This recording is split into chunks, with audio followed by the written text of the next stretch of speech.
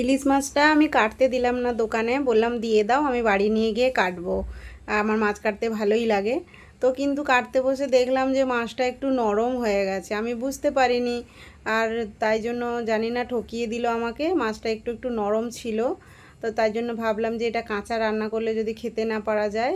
ইলিশ মাছ কিন্তু কাঁচা রান্না করলে বেশি টেস্ট লাগে খেতে, কিন্তু কিছু করার নেই, মাছটা নরম হয়ে গেছিলো। তার জন্য আমি এটাকে লবণ হলুদ দিয়ে একটু হালকা করে ভেজে নিচ্ছি, যাতে খাওয়া যায় অন্তত মাছটা।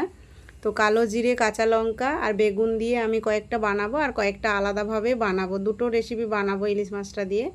বেগুনটা একটু ভাজা ভাজা হলে আমি এটার মধ্যে জল দিয়ে দিলাম, ফুটলে মাছগুলো দিয়ে খানিকক্ষণ ঢাকা দিয়ে রান্না করলে আমার বেগুন দিয়ে ইলিশ মাছ রেডি হয়ে গেছে। আর একটা বানাবো সর্ষে পোস্ত দিয়ে কাঁচা লঙ্কা বেটে ইলিশ মাছ। তো কালো জিরে, কাঁচা লঙ্কা এটাতেও ফোড়ন দিয়েছি, দিয়ে সর্ষে পোস্তটা বেটে জল দিয়ে দিয়েছি। এবারে লবণ হলুদ দিয়ে ফুট আসলে আর বাকি মাছগুলো দিয়ে দেবো। খানিকক্ষণ রান্না করলে আমার সর্ষে পোস্ত দিয়ে ইলিশ মাছ রেডি।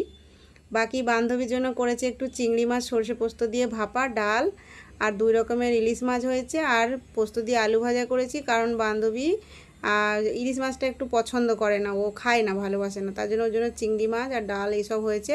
ওরা ফেস দেখাতে চায়নি, তাই জন্য ভিডিওতে কাউকে নিয়ে নিয়ে আমরা খাওয়া দাওয়া করে তার জন্য আইসক্রিম খেলাম, লুয়া কফি নাকি একটা ছিল, ওটা দিয়ে আমরা আইসক্রিম ট্রাই করছিলাম।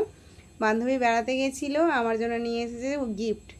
তো এইটা একটা গিফট হচ্ছে, সুন্দরবন গিয়েছিল ওরা বেড়াতে, তাই জন্য নিয়ে এসেছে নৌকো, আর এনেছে একটা চাবির রিং। পাখিরালয়ে ওরা গিয়ে উঠেছিল, যেখানে হোটেল ছিল, রেস্টুরেন্ট, ওখানে রিসর্টে পাখিরালয় আছে, ওখান থেকে ওরা স্পেশাল এই চাবির রিং আর ফোন চার্জ দেওয়া যাবে এই জিনিসটা আমার জন্য এনেছে। খুব সুন্দর এটা, কিন্তু দেওয়ালে লাগিয়ে দিলে দুটো কাজই হবে। আর একটা এনেছে বাঘের ছোটো একটা কাঠের মাথা, পেছনে একটা ম্যাগনেট আছে, এটা কোথাও লাগিয়ে রাখলে খুব সুন্দর, আমার খুব পছন্দ।